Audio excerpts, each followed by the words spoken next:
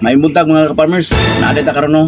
Mangharbis ko og gulay og lamas para dalon na to sa simbahan. Yung ko niyo dali.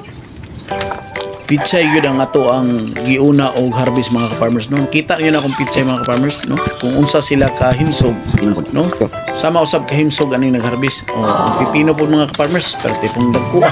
No, kita niyo na mga ka-farmers no. Mao na mga ka-farmers mananom kita mga ka-farmers. Pareha lang kamatis na kapoy nangatagad ko yung mga ka-farmers no. Kaning ako ang pagtanom lingaw-lingaw ra gyud mga ka-farmers pero sa lingaw-lingaw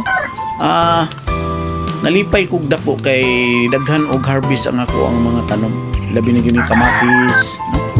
Kay daghan gyud kog na harvest o kaning cherry tomato ni sila mga ka-farmers no nag-harvest tag cherry tomato atong gidaginot kay ang uban ani akong isimilya unya ang akong alagbati mga ka-farmers kay naglabong naman pilon tani og harvest mga ka-farmers no kita niyo na napilong chito mga ka-farmers harbisan tani kay ang uban akong sakop gipang ubuman so ato ni himog Dios no nindot kayo niya naabot ko yung sili labuyo tama-tama gini niya mga ka-farmers kay nakapalit ko og isda nga matambaka tantod sili silihan po na to ani butang tani sa suka mga ka-farmers no sukaan nga butang na to gluy og ahos so ubay-ubay ni yun niya akong na-harvest kay tambag yun na itong sibiyas dahon mga ka-farmers no libre na ang tanan hindi na ta mag-harvest pa harvest na ako sibiyas dahon no harvest mo kong piksay daghang ay pitsay akong harvest po tag alagbati no alagbati po og harvest po ta og